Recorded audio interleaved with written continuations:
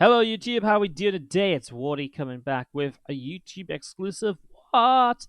I know what you're thinking. What on earth, Wardy? Do you even do these anymore? Um, I just wanted, before we actually usually I do a little bit of an intro when the game's already started. So don't worry, your video screen's not frozen or something. Is just I want to just talk a little bit very quickly before we go into this series. Um, if you want, I would say skip forward like a minute or two if you don't want to listen to me just talk quickly about the state of the YouTube channel, etc. But basically, just to quickly update you guys, I know I made like a YouTube video kind of like 2 months ago at the end of May, start of June, that was like, hey, we're back. And since then, we've done a very good job of uploading videos every day again, but I really haven't done any YouTube exclusive. I just want to explain that it's just been a little bit tough. I was still kind of, in June, still going to the hospital to see my mum and stuff. She's now out of hospital. But pretty much the day she came out of hospital, I went to Korea for vacation. I then went to Home Story Cup pretty much the day after I got back. And then when I got back from that, I actually came back to casting, and I had double streams booked up all week. And I just got really out of sync with doing the YouTube exclusive. So while I've been putting the YouTube videos up from the stream, we haven't done any of these casts. I just want to let you guys know that we're absolutely back and trying to do these again. I might not be able to do the 3 times a week like I was able to do before, but I'm absolutely hoping I can do at least one a week. I would be very disappointed if I couldn't do that. I'm really hoping I can do 2 a week so that we can actually really get, again, just a little bit more variety on the YouTube and stuff. And I've got some fun stuff to talk about for that as well. But let's not delay this start any longer. Let's actually get this game going and talk a bit about the players and what we're going to be seeing today. In the top left-hand side, our blue Terran player is GuMiho. This series coming from a Limo League. I think Limo League number 160. Was played maybe a week and a half or so ago. So a little bit earlier than... A little bit back from when I'm casting this, but obviously the meta hasn't switched itself up just too much just yet since then. I was just trying to find some cool series that you guys might like, and I know you guys like, for example, Stats. I read Pro, I was playing the bottom right. I also know GuMiho is very popular. And I'll also let you guys know that the winner of this series actually plays against Rogue, and that's kind of the plan for what we're going to cast next. I know Rogue's very popular, so I thought these were a couple of good series to cast in terms of YouTube-only casts. So obviously in these YouTube-only casts, if you've just started following the YouTube channel lately, maybe this is the first one you join where we're not casting out to Twitch and anything. It really is nice because it gives me a chance to just focus on the game, which doesn't happen a lot elsewhere. It means that really if I've got anything to say, it's said in the first minute or so. I don't have notifications popping up. I don't have Twitch chat going ree at me or anything like that. So it really gives me a chance to really just show you guys some great games and hopefully give you some great casting along with it. Just one thing as this game does get set up very standard, I want to kind of ask you guys, and you can let me know in the comments down below what you think. You guys might hear a lot when I'm doing the live streams. I mentioned, during the start of the games, like a Matcherino page and stuff, and how people can support. I was wondering about maybe setting up a Matcherino page for a YouTube series. Now, a little while back, we did a YouTube showdown between Sue and GuMiho. It was a super popular matchup. People loved it. It was really fun. I'm just struggling a little bit to fund those, but I was wondering what you guys think if we had a Matcherino page. We link to it in the comments down below. Maybe there's some coupon codes so you can add some money for free. There'll be some clickable links to add some money to the prize pool for free as well. And of course, if you guys wanted to support that match directly, you could do also. Is that something you guys would be interested in? Would it be something you guys clicked on to add the free money into? Would it be something you'd consider supporting, etc.? That's what I want to know from you guys down in the comments today, so do check that out. And while you're down there, don't forget to hit that like button. Maybe even subscribe to the channel, who knows? We just recently hit 7,000 YouTube subs, which is an awesome goal, but our big goal is 10,000 YouTube subs, so onwards and upwards towards there as we do get into this game. Then action going to start happening as Reaper arrives across the map. Stats loses his probe across the map. The SCV getting the kill as Reaper will make itself known here. And I tell you what, there's a bunker behind the mineral line. Oh, no, what the, what? Stats! Okay, the Adept will get the kill anyways. I was going to say there's a bunker behind the mineral line of Stats. That was what I was kind of going for before we saw that little bit of a mayhem scenario with the Reaper there. So yeah, he had this, so that would have been a little bit more annoying if the Reaper was still alive, obviously. Of course, the Reaper isn't, so he just salvages it here. GuMiho, very little lost in the end. Apart from the fact he did lose that SCV, because obviously it stuck around for so long, building up that bunker originally. So as the robotics facility drops down, we see Stats opening tech choice, and the robo really has become a point of just very kind of commonly used setups lately in the PvT. There's so many ways to open. You can go into a Warp Prism and apply some pressure. You can go in towards just the Observer and be very safe and gain information. If you're in trouble, in danger, you can get an Immortal up right away. You can get aggressive with the Immortals and a Warp Prism. So many choices, and it's the same in PvZ. Robo Facility Openers are kind of taking over there as well. We still see a couple of Stargate openings here, and usually Stargate openings nowadays see kind of like a triple Oracle build-up rather than, you know, one Oracle, one or whatever. It's like 3 Oracles and you get very aggressive. Twilight Council and Blink is obviously still popular too, but not too surprising to see the Robo Facility. And Stat's going to throw down a Robo Base, so he's going to play a very fast Colossus style. With a very fast Colossus style here, he's going to be looking to keep himself held back on 2 bases for a lot longer than usual. He's going to look to build up his splash damage and really just rely on very low number of units, but very tech-heavy units in those Colossus. And that means you can't spread out too much. You can't separate your army because you don't have that much to separate.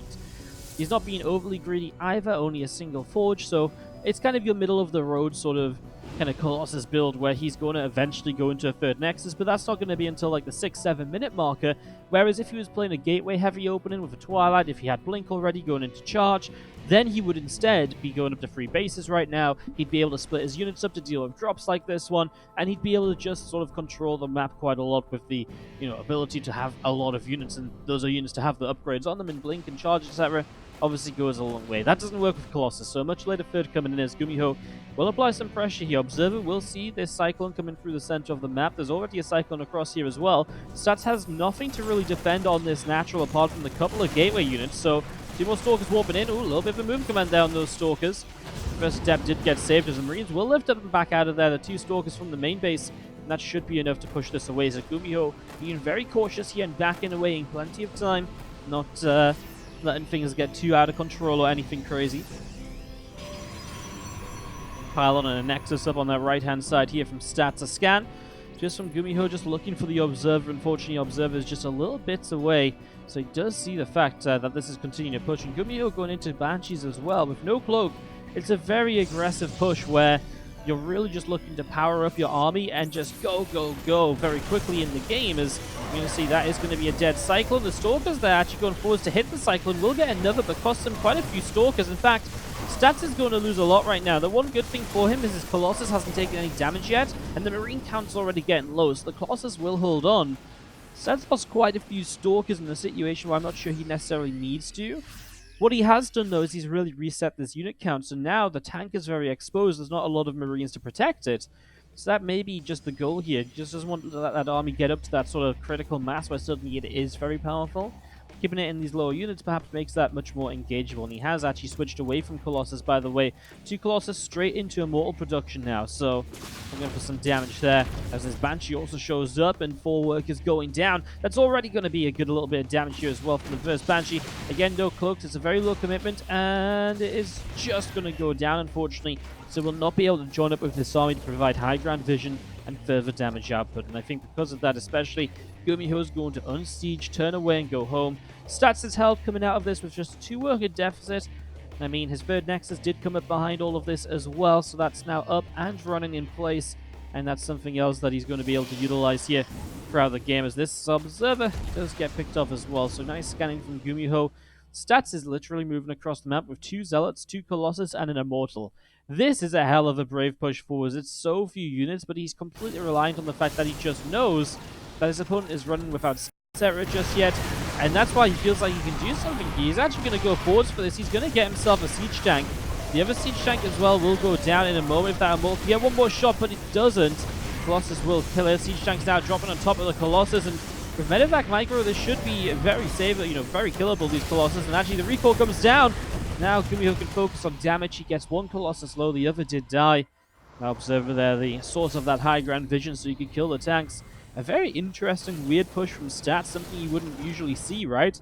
A very kind of different way of approaching this here as the Warp Prism loads up a couple of Adepts. They are going to be heading out over to the left-hand side, and we are just going to be seeing the Templar Archives coming up in the back of the main base. Engineering base drops down on the top left as well. A couple of Adepts moving around here, and just going to be seeing that Engineering base continue to come up in the main. Another supply depot dropping down on the front line, so Getting that supply depot down as the couple of depths will come into play and going to start picking their way through some of these SCVs. So a couple of workers already going down, and we see the Marines coming back.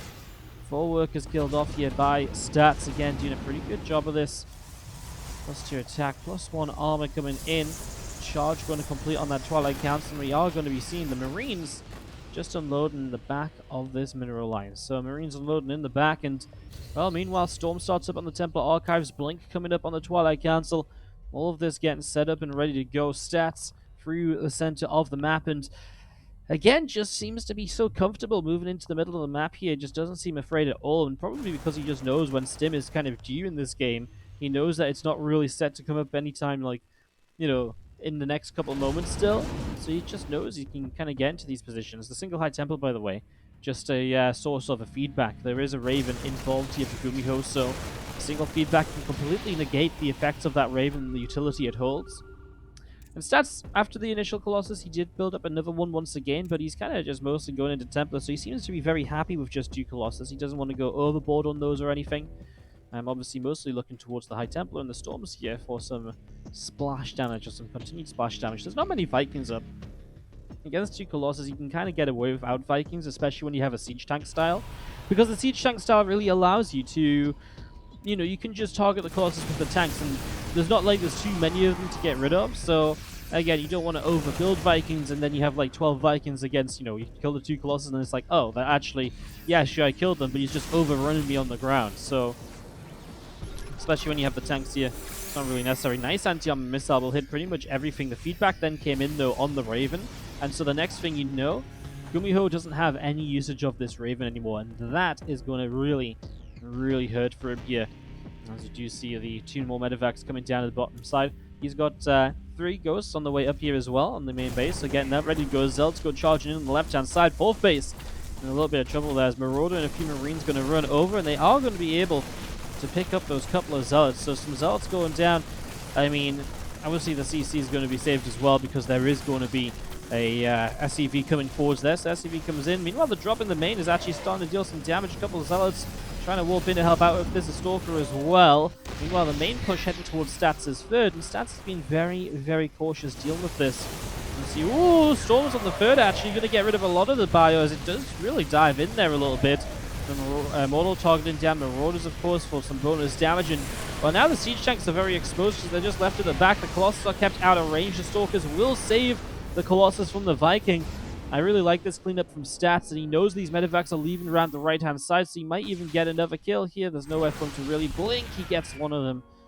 Okay, well, 14 probes lost, but a lot of army supply lost from GuMiho again. He didn't kill the Colossus. He left those tanks very exposed, and because of that, Stats didn't really need to bring in the Colossus with the Stalkers. He didn't need to bring them into Siege Tank range, so he was able to keep those alive. He protected them from the Vikings as well. Oh, and now he's going to cut off these medevacs and the Raven on their way home. Good pickoffs here by Stats. And Stats is going to go pushing on in to the 3rd base here. A couple of ghosts already caught coming forwards as well. You see them cloaking up now, and, well, a Storm on top of them, and one ghost already taking quite a bit of damage. On the left-hand side, we see those Zealots charging in as well.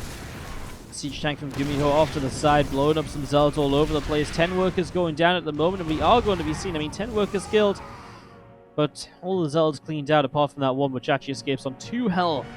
Just keeping itself alive there. Again, Stats moving around, looking to utilize this army as GuMiho just finds himself, I mean, what is this? Just a random set of bio units in the middle, not supported by anything. Tank on the low ground there gets picked off. There was not high ground vision available, so it didn't get any shots. Another drop in the main, though, and this is where GuMiho can definitely be very annoying, keeping Stats on edge, and keeping Stats in this position now where we're going to be seeing him trying to get rid of some of this bio, having to pull probes to help, and he's losing even more workers once again. 11 probes down, and these Stalkers continue to just try and pick through whatever they can, but honestly, it's not going that well for him at the moment. These couple of Marines continue to pick their way through the Stalkers. Wow, Stalkers are even going to die after these last couple of Marines, so finally another couple of Stalkers show up and we'll clean this out. But obviously this has been a big distraction as well. It stopped Stats from moving forward with the main army.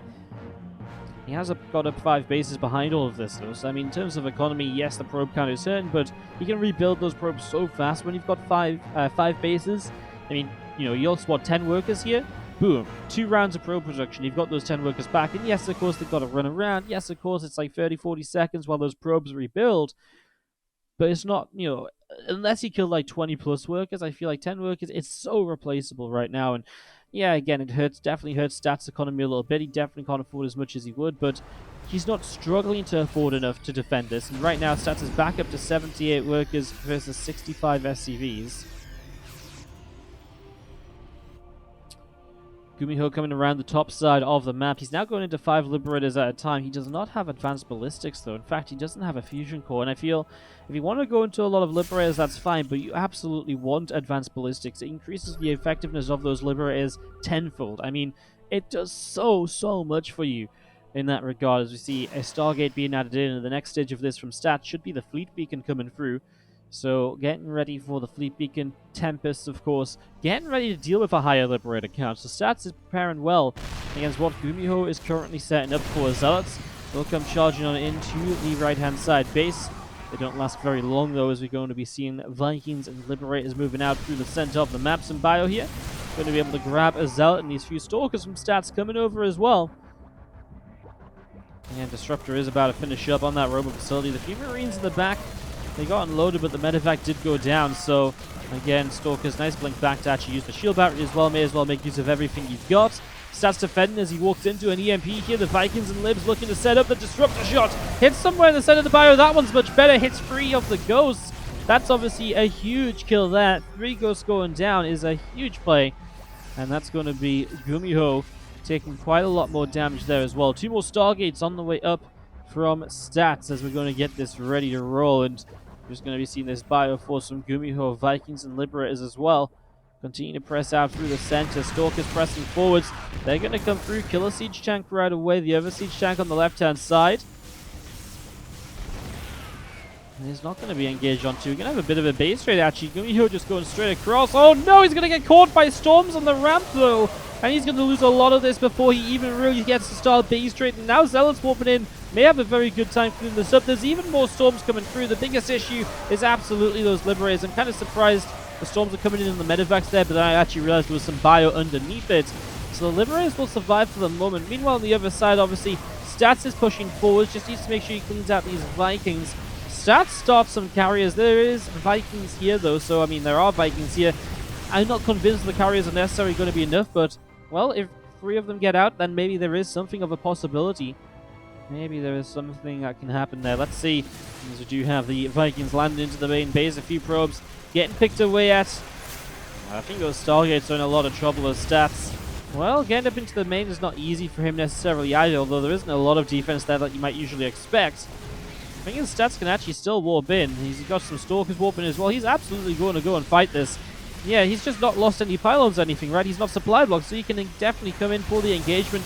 Some storms dropping down, Stalkers blinking forwards, and again, as long as he cleans up the majority of these Vikings here, the carriers are going to come through, and, well, honestly, he didn't even really need the carriers. The Stalkers pretty much had the job under control, and as GuMiho continues to lose bases across the map without an army, he knows he's not going anywhere else in this one. That's GG, and Stats takes game number 1 of this best of 3 series.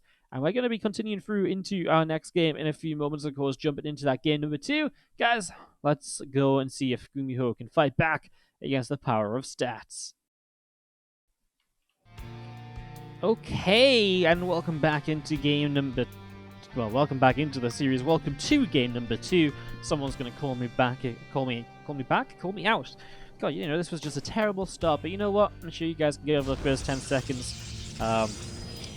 Game number 2. New Repugnancy going to be our map. I'm just going to forget everything else I tried to say. Our red Protoss in the top right is Stats, representing Splice, of course, still. And he's up against the Blue Terran in the bottom left-hand side, GuMiho from Storm Gaming. Again, if you're enjoying the videos, don't forget to hit that subscribe button. I really want to push for 10,000 subscribers. We'll probably make some progress towards setting up some goals and stuff, and maybe some celebratory casts for YouTube and stuff like that. When we hit 10,000 or on the way to 10,000, we'll set up some milestones and stuff. I'm really dedicated to, again, kind of getting the YouTube channel back on track. Just now that I'm getting everything kind of back on track in general. So, as always, guys, the likes, the subs, they goes a lot towards helping the videos do well as well. And in general, actually, I'll just bore you guys for a couple of moments. But in general, the YouTube has been growing a lot. We're seeing typically on whatever we upload now at least 1,000+ views, usually towards 2,000, often towards 3,000 and 4,000 views, which is amazing. The growth on the channel is absolutely incredible. So thank you so much for being a part of that and helping us. And again, we just want to keep growing this. We want to keep putting out great StarCraft 2 for you guys. We want to keep giving you guys good games to watch. That's what we're all about over here. So yeah, keep watching, keep enjoying the games, and we'll keep on putting the games out there. And again, anything you can do to help, again, a like takes a second to do and helps us out so much. So hit that button. If not for me, then for all the poor probes who need likes to justify their existence or something. I don't know. Every time you don't like, a cute little probe dies, something like that. We'll set up some sort of campaign which probably has lies and, you know, meaningless affairs in there, but I'll convince you guys to like. If not in this video, then the next one. Trust me, it'll be well set up then. Alright, game number 2. Stats et GuMiho together as one up against each other. New repugnancy. Very interested to see where this game's going to take us, as it is obviously. But I mean, in terms of versus Cyber Forest, it's a very different map. It's a similar length actually. But there's a lot more openness on this map, actually. There's not as much high ground to low ground. There's not as many choke points, and the expansion patterns work a lot differently here on New Repugnancy as well. As well as even just the natural expansion is extremely different from the start of the game. It opens up a lot more Terran aggression with the low ground natural. You can definitely get some more bunker pushes going in, so that attack from GuMiho last game, for example, as this Rubik gets halted in his tracks, by the way. He doesn't even get to scout. Great catch by the Adept. But yeah, the low ground expansion already is a big point of contention, and the push that GuMiho had in the last game was never able to make it up to the high ground of, you know, stats natural, right? In this game, if GuMiho gets here, he's already putting a lot of pressure on the natural. There's no ramp to move up, and so it's a lot more likely he'll have a lot of success with a push like that one. So we'll see how that goes. More stats already opening very differently as well. We mentioned the Stargate opening in the last game and how it is definitely still seen, and that's absolutely going to be the case for this one here. By the way, GuMiho's going for something funky. He's getting a Marauder. He's already got these 2 Hellions. He's now getting 2 Widow Mines as well. So GuMiho definitely looking to change things up a bit. I mean, already expanding on the high ground was a little bit different and a little bit strange. So yeah, GuMiho really just opening in a bit of a funky manner here. Going to look for the expansion in the next few moments. The Medevac comes out. What is that Marauder for, though? Is he going to drop Marauder? And, I mean, there's only one Marauder. There's no concussive shells, so I guess there's not going to really be too much here.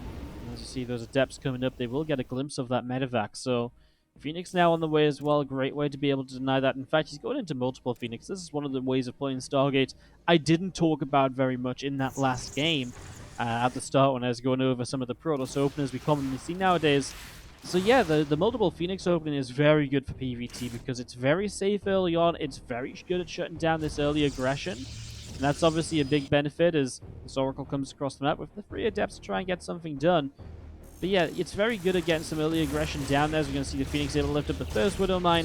Second Widow Mine will blow up 1 probe, and then the Phoenix will just go and chase down the Medevac. They'll come back for the Widow Mine a little bit after. They just want to make sure this Medevac doesn't get away initially. Medevac will boost, but eventually it runs out of boost. Maybe there is a way. Okay, there's an Adept shading on top of the Widow Mine. I was just wondering if there's a way this Medevac buys enough time for the Widow Mine to get another shot off, but with an Adept in the main base, obviously not the case. Meanwhile, SCV's taking some damage over here. The Oracle having a pretty good time with the Adepts. And GuMiho starts to lose quite a few workers there. 4 SCVs going down, but there was a few Marines that went down with this, or a couple of Widow Mines at least that were left back at home.